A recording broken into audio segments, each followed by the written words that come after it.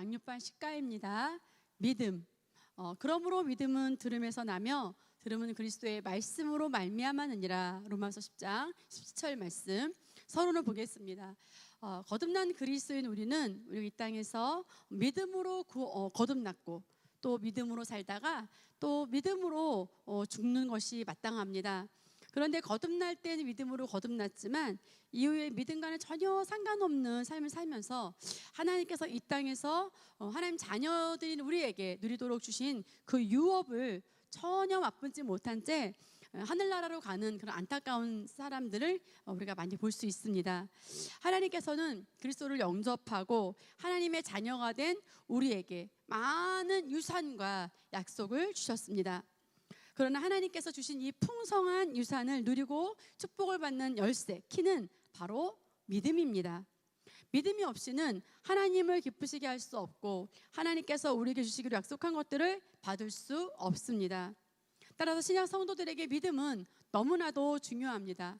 믿음에 대해 잘 이해하고 믿음으로 제대로 기능할 때 우리는 비로소 성공적인 그리스도인의 삶을 살 수 있습니다. 믿음이란 믿음의 정의를 보겠습니다. 먼저 우리가 믿음을 정확하게 이해하기 위해서는 믿음의 정의를 아는 것이 너무 중요하고요. 믿음이 무엇인지도 모른다면 자기 스스로뿐만 아니라 다른 사람이 지금 믿음이 있는 상태인지 없는 상태인지도 우리가 판단하거나 분별할 수가 없겠죠. 우리 로마서 12장 3절 말씀을 함께 읽겠습니다.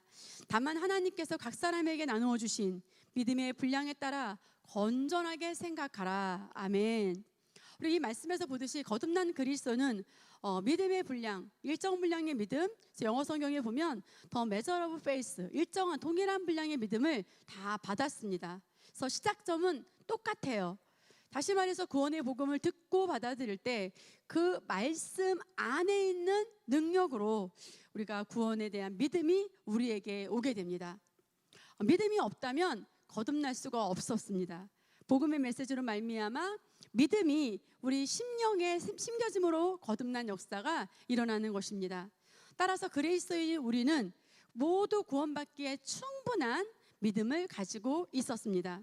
그러나 구원받은 이후에 삶의 실제적인 분야들 가운데 구원을 완성해 가기 위해서, 즉 치유를 누리고 형통을 누리고 평강을 누리고 모든 각 분야에서 깊이를 더해가기 위해서는 우리 각자가 믿음에 대해 배우고 훈련함으로써 받은 믿음을 확장하고 강하게 만드는 과정을 거쳐야만 합니다.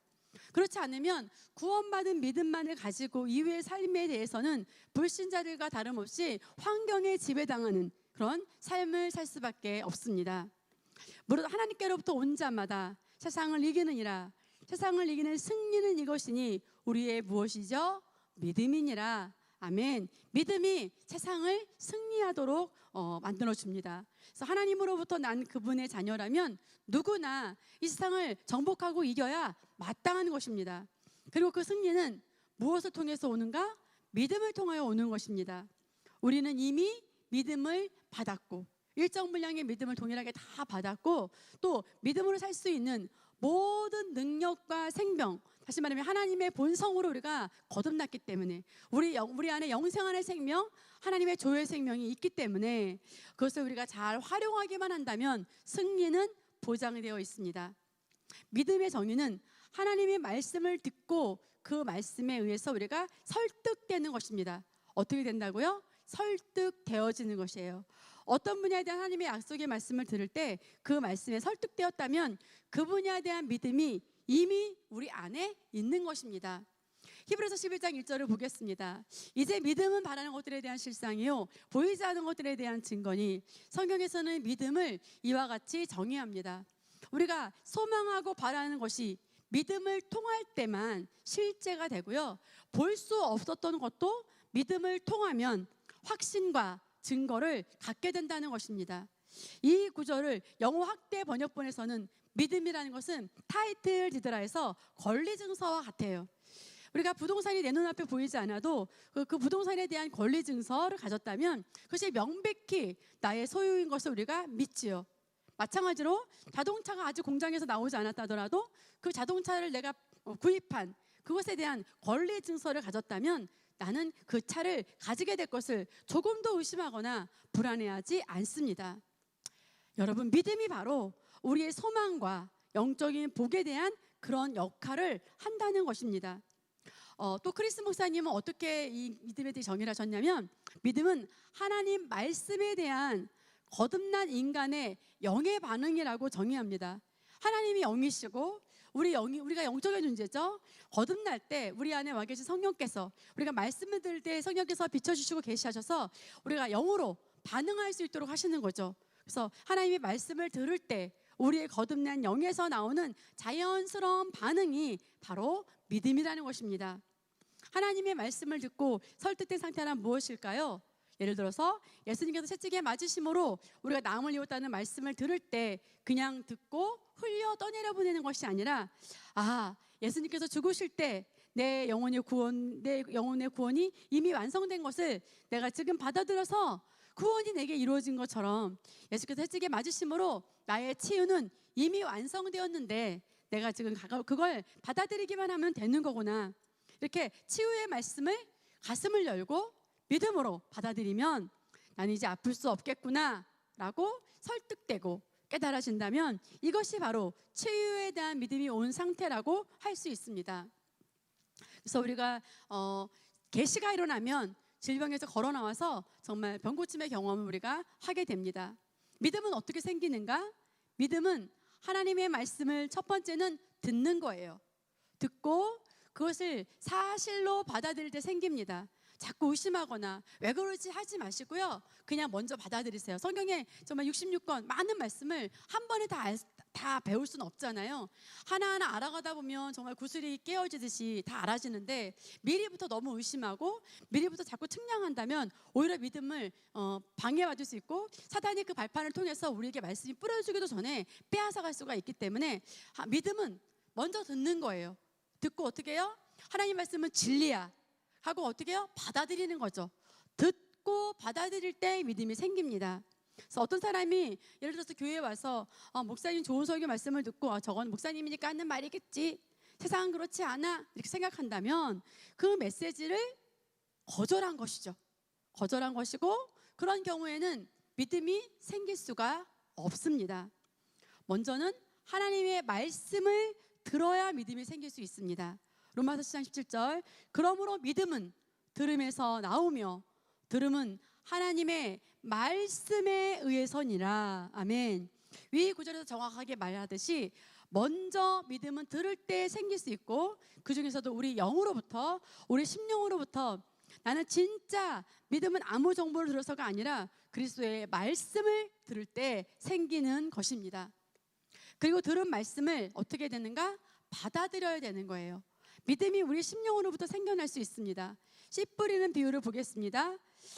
이제 그 비유는 이것이라. 씨는 하나님의 말씀이요, 씨가 길가에 떨어졌다는 것은 그들이 들으나 마귀가 와서 그들의 마음에서 말씀을 빼앗아 버림으로 믿지도 구원받지도 못하는 자들이요, 씨가 바위 위에 떨어졌다는 것은 말씀을 듣고 기쁨으로 받아들이지만 뿌리가 없으므로 잠시 믿다가 시험을 받을 때면 변절하는 자들이라. 씨가 가시떨기 사이에 떨어졌다는 것은 말씀을 듣기는 들어도 가서 이 생의 염려와 부와 쾌락에 억눌려 온전함에 이르는 열매를 맺지 못하는 자들이요, 씨가 좋은 땅에 떨어졌다는 것은 정직하고 선한 마음으로 말씀을 듣고 지켜서 인내로 열매를 맺는 자들이라. 아멘. 우리 누가복음 18장 11절에서 15절 말씀을 함께 읽었는데요, 우리가 이 비유에서도 말하듯이 씨는 무엇입니까? 하나님의 말씀을 나타냅니다. 씨는 뭐라고요? 하나님의 말씀이에요. 하나님의 말씀에는 생명이 있어요. 자연의 여느 씨앗이 그렇듯이 잘 받아서 심고 유지하면 사과 열매도 맺고 무도 나고 배추도 나고 고추도 나오고, 그런 것처럼 말씀도 잘 심고 기르면 우리가 그 말씀이 말 한마디로 종류대로 열매를 맺을 수 있습니다. 그래서 말씀을 씨앗에 비유한 것이죠. 이 원리를 너무나 잘 알기 때문에 우리의 원수 마귀인 사단은 말씀이 던져졌을 때에 씨앗부터 빼앗기 위해 애를 씁니다. 위 구절에서 씨가 길가 떨어졌다는 것은 말씀을 듣고도 마음을 합하지 않는 거예요. 그래서 믿음이 생길 때도 없이 금방 놓쳐버린 사람을 비유합니다. 자꾸 의심하고 이해가 안 간다고 하고 자꾸 측량하고 헤아리는 거죠. 그러면 믿음이 들어갈 수가 없어요. 어떤 밭이라고요? 길가와 같다는 거죠. 그래서 두 번째는 돌 위에 떨어졌다는 것은 들을 때 기쁘게는 받지만 그 말씀에 흥분은 하지만 뿌리가 없어 금세 믿음을 놓치고 마는 사람이며, 그래서 우리는 하나님의 말씀이 우리 심령에 깊게 뿌리 박도록, 심령이 박도록 정말 그 말씀으로 다져가야 돼요. 말씀으로 굳게 우리 심령을 세워야 됩니다. 가시떨기 떨어진 것은 말씀을 듣고 받아들였는데 유지하여서 뿌리도 내렸어요. 그런데 결국에 다른 유혹에 흔들려서 결실하지 못하는 사람을 비유한 것입니다. 그러나 좋은 땅에 심긴 씨는 다르죠. 이런 사람은 들은 말씀을 정직하고 선한 심령으로 잘 받아들일 뿐만 아니라 어떻게 합니까? 인내로 지켜서 열매를 맺습니다. 따라서 승리한 삶을 살기 위해 항상 우리가 유지할 것은 온전한 심령을 유지하는 거예요. 말씀 받을 때 갈망하는 심령, 기대하는 심령, 좋은 심령, 선한 심령, 정직한 심령을 우리가 사모해야 되는 거죠. 우리 안에 한 번 받은 말씀은 어떻게든 우리가 지켜내야 되겠습니다. 그렇게 말씀을 믿음과 결합하여서 우리가 잘 지키고 있으면 씨앗이 자라 잎이 나고 결실하듯이 눈에 보이는 말씀의 기적이, 결과가 반드시 우리 삶 가운데 나타나게 될 것입니다. 성경 시대에도 예수님을 직접 만난 말씀을 들었음에도 불구하고 받아들이지 못하고 거절하여서 믿음의 결실을 보지 못한 예들이 많이 있습니다. 우리 요한복음 20장 24절에서 29절 말씀을 함께 읽겠습니다. 그러나 디두모라고 부르는 12 중에 하나인 도마는 예수께서 오셨을 때 그들과 함께 있지 아니하였더라. 그러므로 다른 제자들이 그에게 말하기를 우리가 주를 보았다 하나 그가 그들에게 말하기를 내가 주의 손에 있는 못자국을 보고 또 내 손가락을 그 못자국에 대어보고 나의 손으로 주의 옆구리에 넣어보기 전에는 결코 믿지 않겠노라고 하였더라. 8일 후에 제자들이 다시 집안에 있었는데 도마도 그들과 함께 있더라.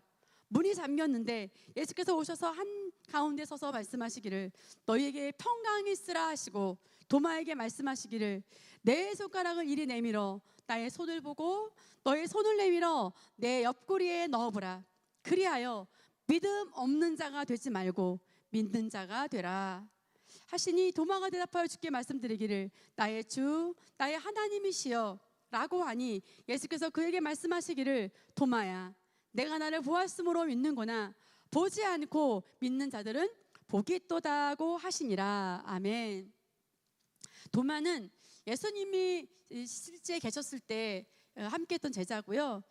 부활하신 예수님께서 제자들에게 나타나셨을 때 그 도마는 그 자리에 없어서 현장을 목격하지 못했었고 그래서 예수님을 봤다는 제자들의 말을 믿을 수가 없었습니다. 그럼에도 불구하고 예수님께서는 보지 못하고 믿는 자들이 더 복되다라고 말씀하셨습니다. 믿음은 두 가지 접근 방식이 있어요. 자연적인 접근의 믿음과 영적인 접근의 믿음입니다. 자연적인 영역에도 믿음이 있죠. 우리가 엘리베이터 탈 때 믿으니까 그 엘리베이터 타잖아요. 전철도 마찬가지고 그 믿음은 보고 믿는 믿음이에요. 현상이 눈앞에 증명되면 믿음을 가지고 또한 어떤 사람이 그럴 만한 행동을 하면 그것을 보고 신뢰합니다. 이것이 자연적인 믿음의 접근 방식입니다. 그러나 영적인 믿음은 믿음으로 말미암아 실제를 불러냅니다.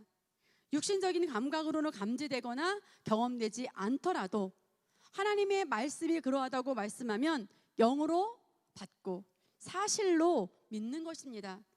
이 두 가지 믿음을 두고 전자는 도마의 믿음, 후자는 아브라함과 같은 믿음이라고 표현합니다. 이곳에서 예수님의 부활 소식을 들은 도마의 반응을 보면 그가 굉장히 실증주의적인 사람이었음을 볼 수 있습니다. 그가 단순히 놀랍다거나 못 믿겠다는 반응이 아니라 내가 그의 손에 못자국을 보고 내 손가락을 그 못자국에 넣으며 내 손을 그 옆구리에 넣어보지 않고는 믿지 않겠다 라며 대단히 명확하게 자신의 입장과 논리를 표현하는 것을 볼 수 있습니다. 그러다 후에 예수께서 나타나셔서 도마에게 딱 맞는 언어로 내 손가락으로 내 손을 만져보고 내 손을 내 옆구리에 넣어보아라라고 말씀하십니다. 경험을 해야만 믿을 수 있다는 도마의 수준으로 내려오셔서 직접 보여주시면서 도마도 믿는 자가 될 수 있게 하고자 하셨던 것입니다. 이처럼 어떻게든 믿지 않는 것보다는 믿는 것이 유익합니다. 그러나 예수께서는 덧붙여 말씀하셨습니다. 보지 못하고 믿는 자는 복되도다. 성경에서 보지 않고 믿는 자의 대표는 아브라함이었어요. 그래서 아브라함의 믿음의 조상이 됐죠. 그는 하나님을 아직 제대로 경험하지 못했을 때, 경험이 없었어요. 그런데도 고향과 가족을 떠나라는 하나님의 말씀 한마디에 순종하여서 짐을 쌌습니다. 또 자신과 아내가 다 늙도록 자녀가 없었던 중에 아들을 낳으리라는 하나님의 말씀을 믿고 이삭을 얻었지요. 후에는 그렇게 어렵게 늦게 받았던 그 이삭을 하나님께서 제물로 바치라는 말씀에 다시 살릴 것을 믿고 내어드리는 수준으로까지 믿음이 증가했습니다. 우리의 신앙이 어릴 때는 믿음을 세우기 위해서 체험이 필요할 때가 있습니다. 예를 들어서 혹시나 했는데 말씀을 고백하며 기도했더니 정말 감기가 나온 것을 고백하고 경험하고 치유에 대한 믿음을 세우게 되기도 합니다. 그러나 우리가 더 성장하고 나아가야 할 바는 당연히 아브라함의 믿음입니다. 모든 말씀을 경험하고 눈으로 봐야만 믿을 수 있다면 평생에 누릴 수 있는 믿음의 진보가 너무도 더디고 제한적일 수밖에 없습니다. 그러나 아브라함과 같은 심령으로 처음 구원받을 때 믿음으로 받았듯이 다른 분야에서도 하나님을 믿고 또한 그분의 말씀을 받아들이는 태도를 가진다면 모든 일에서 성령의 속도를 따라 성장하고 믿음의 결과를 풍성히 누리며 살아갈 수 있습니다. 예수님 살아가실 당시는 정말 예수님을 눈으로 볼 수도 있었지만 지금 예수님이 이미 부활하신 상태이기 때문에 신약시대의 우리는 사도 바울이 기도하는 것처럼 계시 믿음, 말씀 자체를 우리가 믿는 말씀의 지식을 말씀 그대로를 받아들이는 믿음, 계시 지식의 믿음, 아브라함의 믿음, 영적인 접근이 우리가 필요하겠습니다. 마가복음 6장에서도 자연적인 접근으로 믿음의 축복을 놓친 사람들의 이야기가 있습니다. 마가복음 6장 1절에서 6절 말씀을 보겠습니다. 그 후 주께서 그곳을 떠나 자기 고향으로 가시니 제자들이 그를 따라가더라. 안식일이 되자 회당에서 가르치기를 시작하시니 많은 사람들이 듣고 놀라며 말하기를 이 사람이 이런 것이 어디서 났는가? 그가 받은 지혜는 어떤 것이며 그의 손으로 이루어 놓은 이 같은 권능의 역사들은 어떤 것이냐? 이 사람은 마리아의 아들이며 야고보와 요새와 또 유다와 시몬의 형제의 목수가 아니냐? 또 그의 너희들이 여기 우리와 함께 있지 아니하느냐? 그들이 주를 배척하더라. 그러나 예수께서 그들에게 말씀하시기를 선지자가 자기 고향과 친척과 자기 집을 제외하고는 존경을 받지 못할 곳이 없도다고 하시니라. 그리하여 거기에서 불과 몇 사람의 병자에게 안수하여 고쳐주신 것 외에는 다른 권능을 행하실 수 없었더라. 주께서 그들이 믿지 않으므로 이상히 여기시고 마을마다 다니시며 가르치시더라. 아멘. 예수님께서 곳곳에서 많은 기적을 일으키시고 말씀을 선포하셨지만 고향 나사렛에서는 달랐다는 거죠. 그 사람들은 예수님을 하나님의 기름 부은 자로 인정하지 않았고 다만 자신의 오랜 경험을 따라 이웃 목수 요셉의 아들 예수로만 보았습니다. 그러한 태도로 인해 축복의 통로가 막혀버렸고 예수님마저도 거기서는 아무 권능도 행하실 수 없어 다만 소수의 병자에게 안수하여 고치실 수 있었을 뿐입니다. 그리고 이들이 믿지 않는 것을 예수님조차 이상하게 여기셨다고 말씀합니다. 그리스도 안에서 우리의 믿음은 영적인 것이기에 이처럼 자연적인 방식으로 접근하게 되면 믿음의 원리와 말씀의 능력이 역사할 수 없습니다. 말씀은 하나님의 말씀을 들을 때 옵니다. 어떻게 들어요? 가슴을 열고 심령을 열고 좋은 마음으로 듣는 거죠. 그런데 어떤 사람은 한마디를 들어도 쉽게 믿지만 대부분의 경우에는 여러 각도에서 방어하는 다양한 말씀의 근거로 설득될 때 믿음을 세우게 됩니다. 그래서 말씀의 지식이 쌓이고 축적될 때 비로소 믿음을 발휘할 수 있는 상태가 되는 것입니다. 그래서 우리가 말씀을 열렬히 먹이고 고백하고 말씀을 훈련하는 것, 이것이 우리에게 최고의 성공의 비결이죠. 예를 들어 치유는 하나님의 뜻이다라는 진리가 있습니다. 사람들은 자연적인 영역에서 너무 오래 살아왔기 때문에 치유가 하나님 뜻인지 아닌지조차도 선명하지 않고, 또 하나님의 뜻이라 해도 내 병을 과연 고쳐주실 것인지 등 믿음을 발휘할 수 없도록 방해하는 여러 가지 생각들을 가지고 있습니다. 이처럼 똑같이 질병의 문제를 가지고 있더라도 각자 걸려있는 부분은 다를 수가 있습니다. 이를 위해 다음에 여러 가지 근거로 믿음을 세울 수 있습니다. 먼저 구약 성경에서 나오는 예들을 통해 근거로 삼을 수 있습니다. 한 예로 하나님께 불평불만만 하던 이스라엘 민족들이 광야에서 뱀에 물려 죽게 된 장면을 우리 여러분 기억하시죠? 그때도 하나님께서 그들을 고치기를 원하셨어요. 그래서 어떻게 했습니까? 모세에게 구레뱀을 만들어서 장대에 매달아서 정말 진영의 가장 높은 곳에 정말 광야 한가운데에 세우고, 장막에서 나와서 그것을 쳐다보기만 해도, 그 높음을 쳐다보기만 해도 다 살게 하셨습니다. 오실 예수 그리스도를 믿고 받아들이기만 하면 구원받을 것에 대한 모형과 그림자와 예시였던 거죠. 또한 예수님의 행동과 말씀을 통하여서 지금 이 시대에 우리를 향한 하나님의 뜻을 알고 치유의 근거를 삼을 수 있습니다. 그분은 하나님의 가장 정확한 표현이자 나타남이셨기 때문입니다. 예수께서 이 땅에 사역하시는 동안에 가장 많이 하신 일이 치유였고요.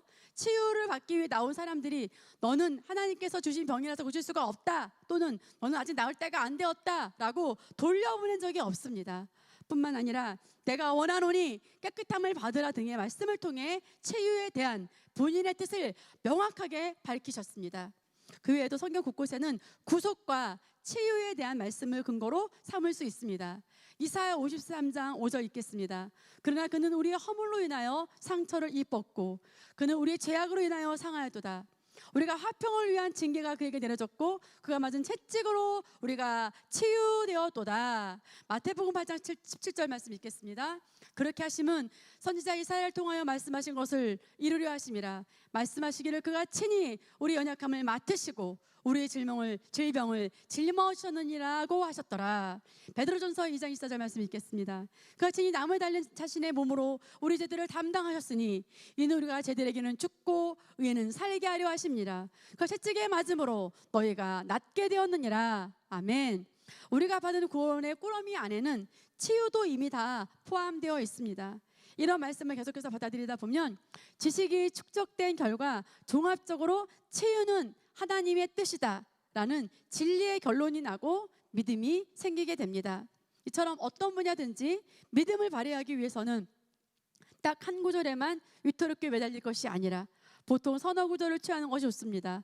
각 분야별로 언제든지 꺼내 쓰실 수 있게끔 완전히 암기하고 내 것으로 삼은 3개, 5개 정도의 구절로 무장하고 있다면 어떤 반대되는 상황 앞에서도 즉시 방어하는, 우리가 믿음의 방패의 말씀을 가지고 믿음을 지킬 수가 있습니다. 믿음을 가져야 하는 이유를 보겠습니다. 우리가 믿음을 가져야 하는 이유는 무엇일까요? 우리 첫 번째, 하나님을 기쁘시게 하기 위해서입니다.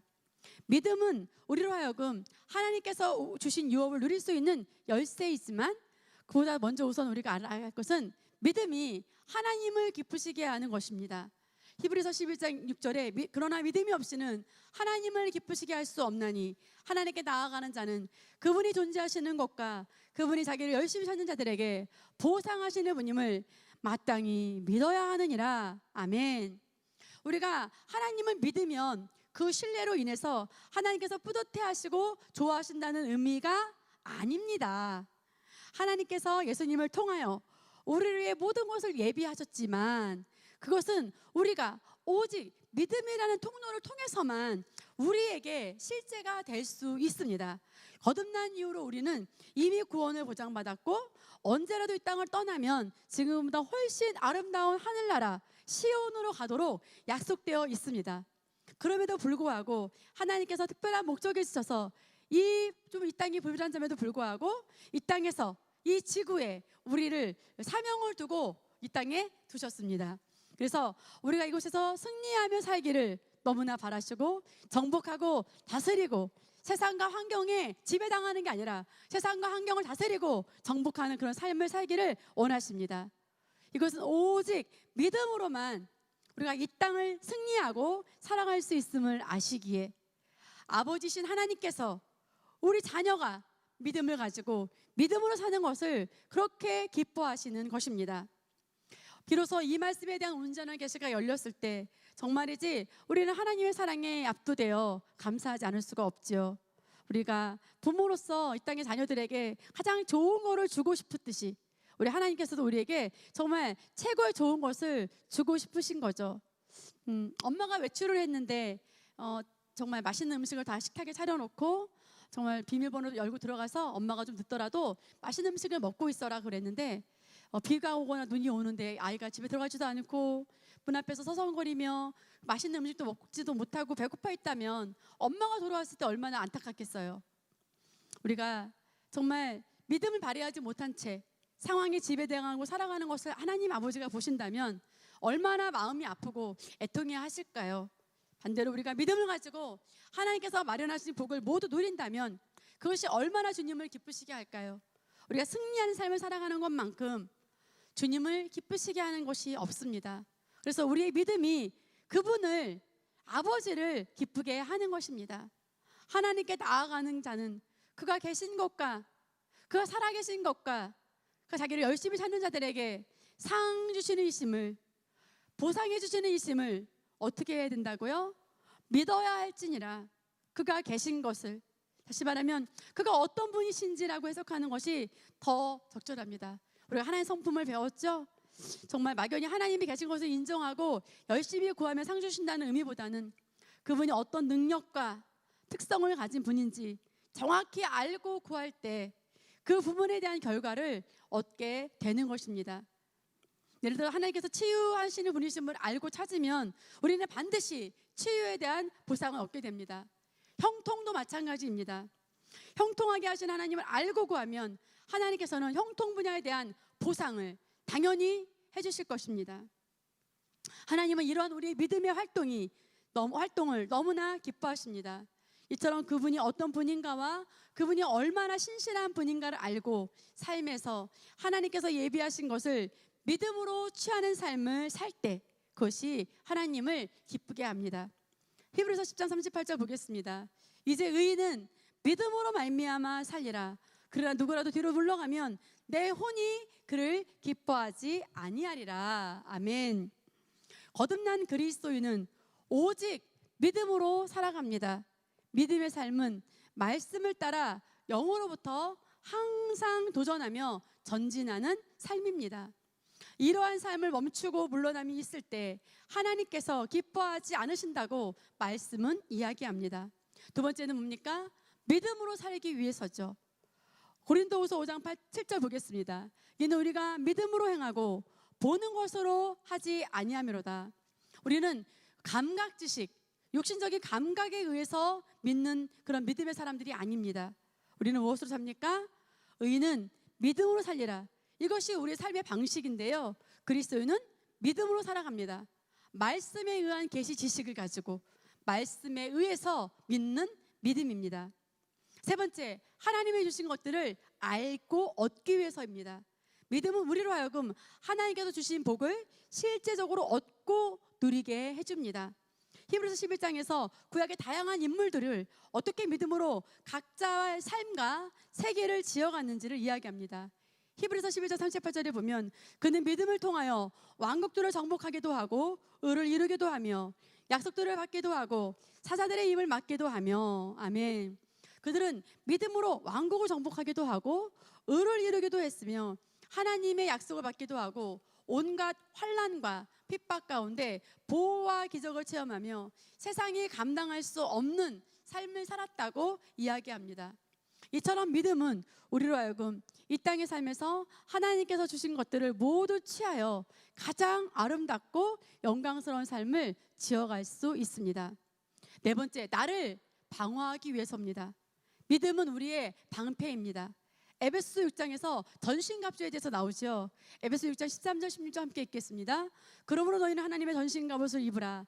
이는 너희가 악한 날에 저항할 수 있으며 모든 일을 다 이루기까지 서 있게 하기 위함이니라.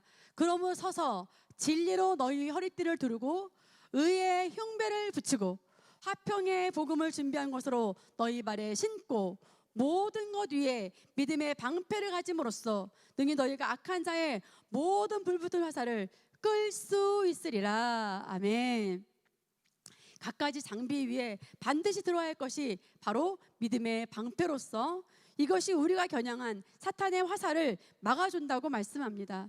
즉 사탄이 잘못된 생각이나 감정, 증상 등으로 우리를 공격할 때 믿음이 세워져 있으면 처음부터 막아내고 흔들림 없이 서 있을 수 있습니다. 그래서 우리가 말씀을 계속 되뇌어서 아까도 말했듯이 각 분야마다 몇 구절의 말씀을 암기하고 정말 심령에 설득되어서 그 말씀으로 굳게 세워져 있으면 우리가 그 말씀을 방패로 사용할 수 있겠죠.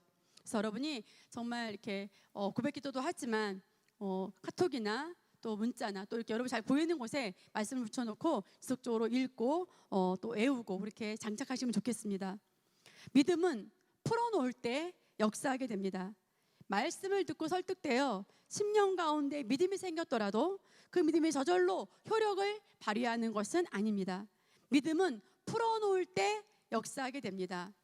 야고보서 2장 14절에서 17절 말씀 보겠습니다. 나의 형제들아, 만일 누가 믿음을 가지고 있다 하면서 행함이 없다면 무슨 유익이 있겠느냐? 믿음이 그를 구원할 수 있겠느냐? 만일 형제나 자매가 헐벗고 그 날의 양식조차 없는데 너희 중에 누가 그들에게 말하기를 평안히 가라, 몸을 따뜻하게 하고 배부르게 먹으라고 하면서 그 몸에 필요한 것들을 주지 않는다면 무슨 유익이 있겠느냐? 그와 같이 행함이 없으면 믿음만으로는 죽은 것이라. 아멘. 위에 야고보서 9절도 우리 그리스도인들이 잘 알고 있지만 율법적으로 해석하기가 너무 쉬운 말씀입니다. 위 9절에서 야고보 사도가 말하고자 하는 것은 믿음의 원리입니다. 이어지는 예시도 그러한 맥락에서 제시됩니다. 즉 누군가 먹을 것도 입을 것도 없는 사람에게 실제적으로 쓸 것은 아무것도 주지 않고 그저 말로만 평안히 가서 따뜻하게 하고 배부르십시오라고 한다면 그 사람에게 올 때나 갈 때나 아무 변화도 없고 소용도 없습니다. 이와 마찬가지로 믿음이 있다지만 그에 따른 행함과 나타남이 없다면 그 믿음도 효과가 없다는 것입니다. 다시 말해 위 구절은 가난한 자를 구제하지 않으면 믿음이 없는 것이다 라는 뜻이 아니라 믿음의 원리에 대해 비유로 설명하는 것입니다. 물론 구제는 중요한 일이지만 위 구절에서 말하는 핵심이 그것은 아닙니다. 우리는 율법의 관점에서 1차원적으로 말씀을 해석하는 습관에서 벗어나서 모든 성경을 복음의 관점으로 정확하게 해석하고 이해해야 합니다. 17절에 행함이 없는 믿음은 죽은 믿음이라고 말합니다. 즉 믿음 중에는 죽은 믿음도 있다는 것입니다. 어떤 사람이 죽었다는 것이 어떤 상태입니까? 활동하지도 않고 아무런 영향력도 나타내지 못하는 상태입니다. 믿음도 마찬가지예요. 우리 안에 믿음이 있더라도 그것이 상황이나 환경에 대해 아무런 변화를 일으키지 못한다면 그것은 곧 죽은 믿음입니다. 믿음이 어떻게 그 행함과 더불어 작용하였으며 믿음이 행함으로 온전케 됨을 보았느냐? 위 말씀에서 정확히 표현하듯이 믿음은 그의 행함, 즉 나타남과 결합하여 효력을 나타내며 그럴 때 비로소 온전해지고 완성됩니다. 심령에 있는 믿음이 행함을 통하여 자연적인 영역에서 표현되고 실제로 불러올 때 비로소 믿음의 가치를 최대로 발휘하게 되는 것입니다. 야고보서 3장 4절 5절 보겠습니다. 또 베드를 보라.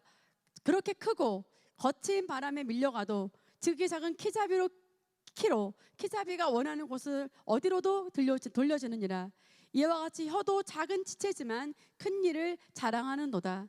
보라, 작은 불이 얼마나 큰 것을 태우는가. 믿음을 풀어놓아 역사하게 하는 데는 여러 가지 방법이 있지만 가장 기본은 말하는 것입니다. 거대한 여객선도 선장이 움직이는 키로 움직이듯이 또한 작은 불씨 하나가 온 산을 태우듯이 우리 몸이 갖고 있는 혀가 우리 현 신체 부위의 작은 거지만 우리 존재 전체의 방향을 결정하고 상황을 얼마든지 변화시킬 수 있습니다. 그래서 우리가 정말 그래서 최선희 목사님도 레마 훈련소에서 믿음 과목을 들을 때 강산 목사님께서 하나님께서 우리에게 강력한 무기를 주셨는데 그것이 우리 바로 코 밑에 있다. 우리가 말할 수 있는 입은 가장 강력한 무기입니다. 영접의 과정을 통해서 우리가 알 수 있죠. 우리가 구원도 마음으로 믿고 그래서 입으로 믿는 바를 시인할 때 이루어졌잖아요. 어떤 사람이 복음을 듣고 이해하고 동의했습니다. 구원을 받을 만한 수준으로 복음의 메시지를 받아들였습니다.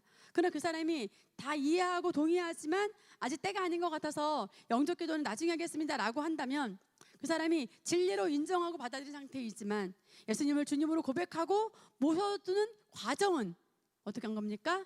미룬 것입니다. 그런데 그 사람이 만약에 불의의 사고로 세상을 떠났다고 합시다. 그렇다면 그는 말씀을 듣고 믿었지만 그것을 고백하는 그 믿음을 풀어놓고 활성화시키지 않은 것 때문에 그로 말미암아 구원을 받지 못할 것입니다. 좀 극단적인 예일 수 있지만 우리 삶도 다르지 않습니다. 말씀을 듣고 그래 부유하신 예수께서 날 위해 가난하게 되셨어. 나는 부유할 수밖에 없어 라고 동의했더라도 그것이 당신의 말과 행동으로 나타나지 않으면 그러한 말씀의 실제는 결코 나타나지 않을 것입니다. 무엇입니까? 그렇게 말하고요. 말로 고백하고 심고 나눠주는 말과 무엇입니까? 행동이에요. 재정의 계시는 재정의 증가는 재정적인 형통의 원리는 심고 거둠의 원리가 반드시 수반되어야 됩니다. 그래서 말과 행동으로 우리가 실제로 가져옵니다. 우리 마음에 믿음은 있어도 입으로 같은 것을 고백하지 않으면 믿음은 역사할 수 없습니다. 마음으로 믿고 있는 것을 입으로 고백하고 믿음대로 행동할 때 그 믿음이 역사하도록 풀어 놓아지는 것입니다. 예를 들어 감기 증상이 왔을 때 먼저 예수께서 채찍에 맞으심으로 내가 나음을 입었다라는 말씀을 따라 감기 증상을 거절하고 감기가 발병될 것을 허락하지 않겠다고 결단하는 일은 우리가 심령에서 시작됩니다. 그러나 그러한 결단에 뒤따르는 고백과 행동이 있어야 합니다. 먼저 믿는 바를 선포해야겠고 선포했다면 그런 사람처럼 행동해야 합니다. 말씀을 믿는다면 아파 죽겠다라고 계속 앓는 소리를 하거나 또는 나는 감기를 이긴 자다라고 말하면서 증상이 없어질 때까지 침대 속에 누워만 있다면 믿음이 역사하는 상태는 아닙니다. 예수께서 채찍에 맞으심으로 내가 나음을 입었다는 것을 안다 하더라도 입으로 고백하고 그에 따라 그에 부응하는 행동을 함으로써 믿음을 풀어놓는 작업을 해야만 그 믿음의 결과를 얻는 것입니다. 우리 입의 가장 중요한 기능은 먹는 것이 아니에요. 말씀을 고백하고 선포함으로 믿음을 풀어놓는 것입니다. 믿음은 지속적으로 먹여져야 합니다. 심령이 믿음이 왔고 그것을 선포했지만 반드시 즉시 나타나지 않는 경우도 있습니다. 그럴 때 우리는 말씀을 묵상함으로 믿음을 지속적으로 먹여야겠습니다. 묵상에는 세 가지 단계가 있어요. 첫 번째는 말씀을 동의하는 단계, 두 번째는 입으로 중얼중얼 읊조리는 단계, 세 번째는 사자처럼 표하면서 우리가 정말 모든 의심이나 생각과 감정을 뛰어넘는 큰 소리로 선포하는 것입니다. 묵상의 목적은 말씀을 지속적으로 먹임으로써 믿음을 강화시켜서 우리 자신을, 우리 혼을, 우리 마인드를 말씀과 동일시하게 일치시키기 위한 것입니다. 말씀을 계속 접하고 읽고 묵상함으로써 기대하는 바는 우리의 영은 물론 혼과 몸을 포함한 모든 존재가 말씀화되는 것입니다. 단순히 한 번 배워서 아는 것만으로는 힘이 약합니다. 많은 말씀을 들었다고 하지만 우리가 말씀의 실제적인 결과를 내지 않고 있다면 소용이 없습니다. 내 안에 들어온 말씀이 나와 하나가 되어 자연스럽게 말씀대로 기능하고 말하고 생각하고 움직여지는 상태가 되어야 합니다. 말씀이 당신의 살과 피가 되게 하십시오. 말씀을 두고 정말 주문 외우듯이 계속 말하기만 하면 역사가 일어나는 것이 아니라 우리가 그것을 정말 실제의 고백은 뭐냐면 믿는 바를 우리가 말해내는 것입니다. 새로운 피조물은 안에서부터 속사람으로부터 비롯됩니다. 거듭난 영 안에 모든 능력이 다 있기 때문에 그 능력을 발휘할 수 있도록 그 영과 혼을 세우는 일에 초점을 맞춥니다. 이건 하면 되지, 저걸 하면 안 돼, 이런 말은 하면 돼, 저런 말 하면 안 돼가 아니라 넌 그리스도 안에서 새로운 피조물이야. 너의 본성이 이렇게 바뀌었어. 너는 의인이야. 내 안에 사랑할 능력이 있어. 탁월한 능력이 있어. 옳은 것을 선택하고 행할 능력이 있어. 변화를 일으킬 생명이 내 안에 있어. 라는 식으로 안에 있는 것들을 계속 강화시켜서 불러일으켜 밖으로 나타내는 것입니다. 이것이 새로운 피조물이 기능하는 방법입니다. 말씀 고백, 묵상도 마찬가지입니다. 그저 말씀을 계속 말하면 하나님께서 말씀대로 해주시는 것이 아니라 나 자신에게 지속적으로 바른 정보를 주어 내가 그러한 행동과 결과를 나타내도록 하는 것입니다. 즉 우리의 영은 이미 하나님의 생명으로 새로워졌고 또 하나님의 말씀은 이미 우리에게 진리이자 실제인데 그것을 나타내지 못하도록 방해하고 있는 변화되지 않는 우리의 혼에, 우리 마인드에 진리를 계속 먹임으로써 혼과 영이 같은 색을 내고 육체를 다스릴 때까지 훈련하고 교육하는 것입니다. 고린도전서 3장 6절 보겠습니다. 나는 심었고 아볼로는 물을 주었으나 하나님께서는 자라게 하셨느니라. 사도 바울은 복음을 전함으로써 심었고 아볼로는 심겨진 복음을 반복하여 가르치고 먹임으로써 물을 주었으니 그것을 하나님께서 자라게 하셔서 마침내 열매가 맺혔습니다. 이처럼 말씀을 듣고 그것이 심령에 심겨진 후에도 계속 먹이고 돌봄으로써 믿음을 유지하고 강화시켜야 합니다. 여러분이 주일 설교를 한번 듣고 끝내는 게 아니라 수요 설교 듣고 끝내는 것이 아니라 지속적으로 계속 반복해서 정리하면서 또 듣고 하는 것이고요. 양육반도 또 듣고 정말 여러분의 삶에 그냥 일부가 될 때까지 말씀하실 때까지 지속적으로 먹이시는 것입니다. 여러분 말씀이 최고의 유업을 우리에게 준다는 것을 여러분이 믿는다면 말씀을 먹이는 데 시간을 들이는 것이 어떻겠어요? 우리가 열정을 내야 되겠죠? 예. 믿음이 삶을 지배하도록 해야 한다. 심령에 있는 믿음은 반드시 표현되어서 삶을 지배하도록 해야 합니다. 우리가 지금 4차 혁명 인공지능 하는데 우리가 막 아이들 책도 읽히면서 인공지능에 지배될 것이냐, 우리가 지배하는 사람을 키울 것이냐 그러잖아요. 우리가 믿음이 하나님의 말씀이 우리 모든 상황과 환경을 다스리기 때문에 우리가 믿음을 성장시켜서 삶을 지배하는 그런 수준으로 가야겠습니다. 우리가 말과 행동으로 나타나고 표현되어야만 한다는 것입니다. 믿음에 대해서 다 배우고 믿는다면서 말씀과 반대되는 생각을 계속해서 받아들이고 의심하고 뭐 안 믿어진다고 하고 자꾸 부정적인 것을 굳이 입으로 고백할 필요가 없어요. 나는 믿기로 선택합니다. 나는 이거 받기로 선택합니다.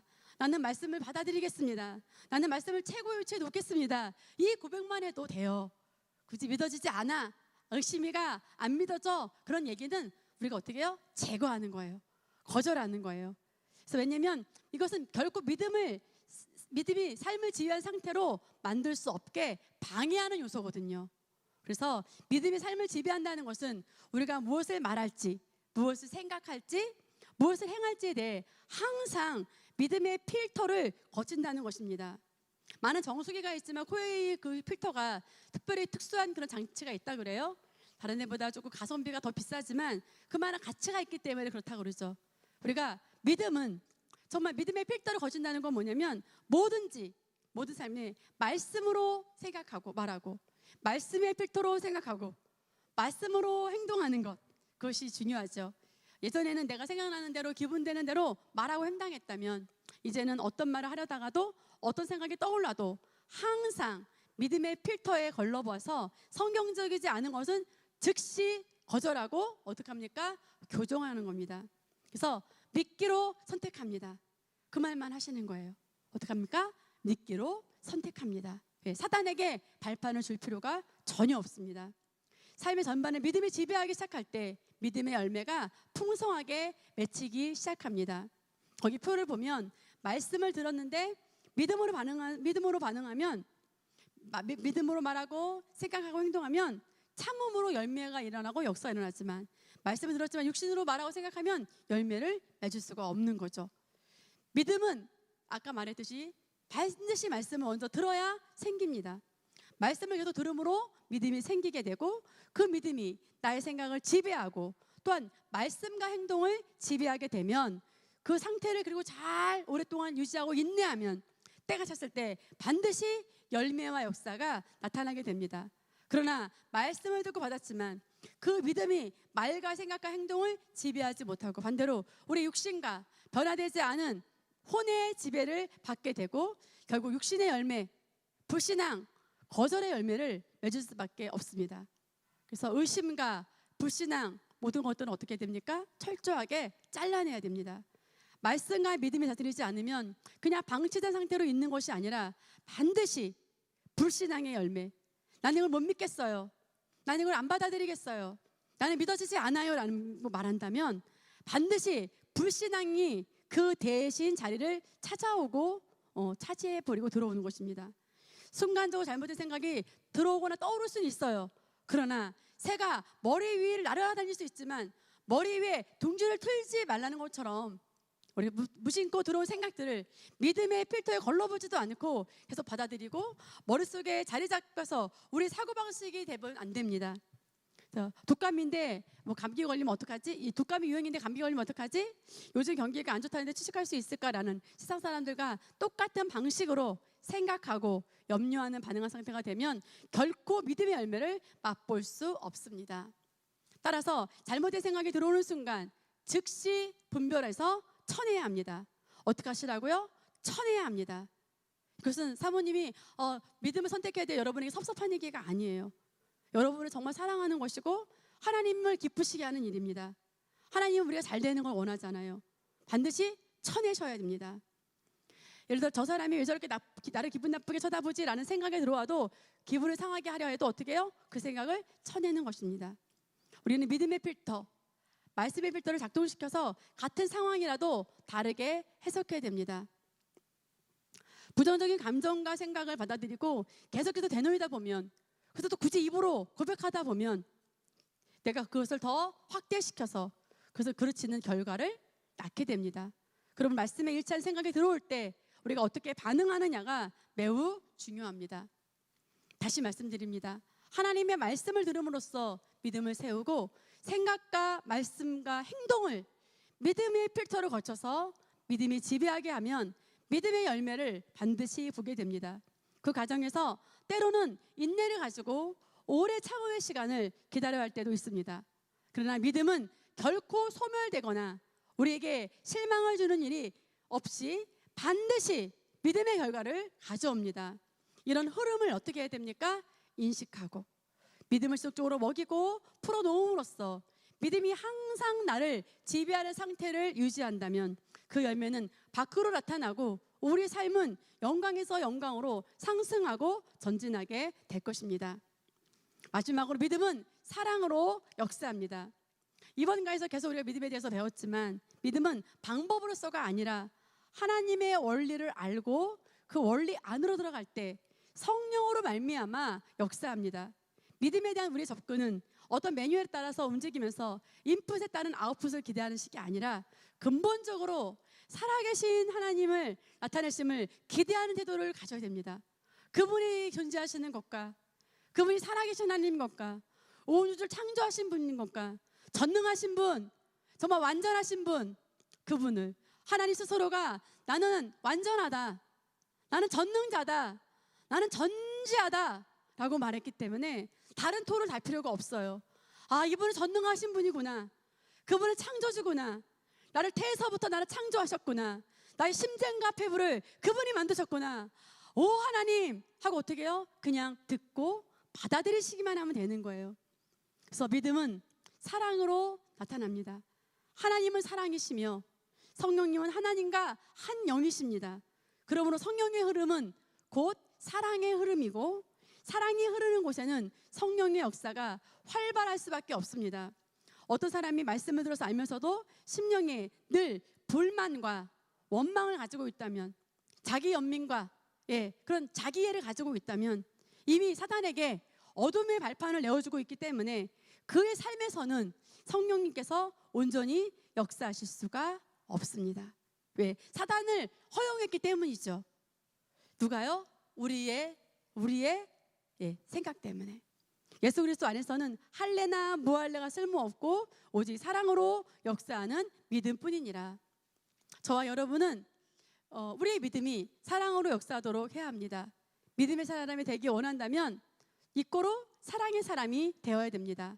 믿음이 있다 하더라도 사랑이 없으면 하나님의 실제적인 나타남은 제한을 받게 됩니다. 성령께서 역사하시게 하느냐, 악한 영을 끌어들이냐의 열쇠는 우리 손에 달려 있습니다. 우리의 심령의 생각과 또한 말과 행동이 그것을 결정하는데 부정적인 태도와 인식을 유지하면서 믿음이 역사하기를 기대하는 것은 마치 나무에 전기가 통하기를 바라는 것처럼 어떤 일입니까? 네, 어리석은 일입니다. 그래서 여호와를 경외하는 자, 그 지혜자는 그 하나님 앞에서 잘 될 것이라고 전도서도 말하고 있죠. 그래서 우리가 삶 가운데 하나님의 원리가 원활하게 작동할 수 있도록 우리가 정말 심령과 태도를, 중심과 동기를 잘 구비해야겠습니다. 이번 걸 통해서 믿음의 기초에 대해서 우리가 살펴봤습니다. 믿음은 하나님의 말씀을 듣고 받아들인 결과로 생기고, 생겨난 믿음을 잘 관리하고 풀어놓아주며 또 지속적으로 먹이고 또 우리의 삶을 지배하도록 내가 마련할 때 우리가 역사하게 되고요. 믿음은 사랑으로 말미암아 행함으로써 역사가 일어나죠. 하나님께서는 구원받는 믿음 외에도 우리가 일정 분량의 믿음을 나눠주셨습니다. 그 믿음이 얼마나 효율적으로 역사하며 그 믿음을 증가시키는 것은 우리 각자에게 달려 있습니다. 가지고 있는 믿음을 열심히 활용하면 점차 더 강한 믿음을 가지게 되고, 또한 다양한 분야에 대한 말씀을 들음으로써 믿음을 확장해 갑니다. 결혼에 대한 계시가 필요하다면 하나님 아담에게 너는 내 뼈요, 뼈 중에 뼈요, 내 살 중에 살이라고 했죠. 또 장성하면 부모를 떠나 둘이 한 몸을 이룬다고 했죠. 나에겐 예비된 배우자가 있습니다 하면서 말씀의 근거로 여러분이 불러오시는 겁니다. 믿음을 훈련하는 것은 근육을 쓰는 것과 같습니다. 어느 날 갑자기 무거운 것을 들 수 없습니다. 적은 무게부터 차근차근 훈련한 사람이 마침내 무거운 것도 가뿐하게 들 수 있는 것입니다. 운동을 하다 보면 지금 드는 무게가 더 이상 운동 효과가 없이 이제는 무게를 올릴 때가 되었음을 알듯이 믿음에 대해서도 한 단계 올라가야 함을 느낄 때가 있습니다. 예를 들어 두통에 대해서도 정복하고 누리는데 위장병을 도전해야 된다는 것을 알게 됩니다. 이처럼 믿음의 근육을 계속 훈련하다 보면 우리가 금방 쉽게 들어올리게 됩니다. 그리스도 가운데서도 믿음의 걸음을 한 번도 걸어보지 않고 믿음이 무엇인지조차 모르는 사람들도 있습니다. 재정에 대한 증거를 원한다면 우리가 심고 거두는 원리, 특별히 11조는 헌금이 아니라 마땅히 모든 온전한 11조는 하나님의 것이죠. 하나님이 나의 공급자라는 믿음을, 내가 그 믿음의 원리를 믿고 걸어보는 겁니다. 내가 또 감사로 하나님께 영광을 돌리고 구제하고 선교하고 하나님 나라 확장을 위해서, 영혼과 복음 전파를 위해서, 교회의 비전을 사는데 목사님 사역에 우리가 마음을 쏟고 우리가 심기 시작하고 우리가 훈련해 본다면, 우리가 훈련해 본 것만큼 우리의 믿음은, 근육은 자라겠죠. 이렇게 우리 거듭난 영은 믿음의 삶을 살고 훈련할 때 가장 성장하며 최고의 열매를 맺도록 프로그래밍 되어 있습니다. 믿음의 삶이 곧 승리의 삶입니다. 가나안 땅의 축복을 얼마나 많이 차지하느냐, 하나님의 영광이 나를 통해 얼마나 많이 나타나느냐, 매일의 삶에서 얼마나 승리를 누리느냐, 이 모든 것의 열쇠가 바로 믿음입니다. 믿음의 삶을 살며 우리가 찾아 누리는 그리스도인이 되어서 정말 우리 가정이 잘 되고 우리 교회가 잘 되고, 또 그래서 우리를 통해서 이웃과 세계와 전 땅끝까지 복음의 능력 있는 증인으로 우리가 살아야 되겠습니다. 우리 모두가 모든 분야에서 믿음을 확장하고 점점 더 강하게 훈련함으로 어떤 상황도 다스리는 믿음의 거장들이 다 되시기를 주의 이름으로 축복하겠습니다. 정말 세상과 사람들에게 복의 근원이 되고 하나님 나라를 확장하는 그런 삶을 살게 되는 통로가 바로 저와 여러분이 될 것을 우리가 이 시간도 서로 축복하며 마무리하겠습니다. 큰 복 받으셨습니다. 다음 주 10일과 만나겠습니다.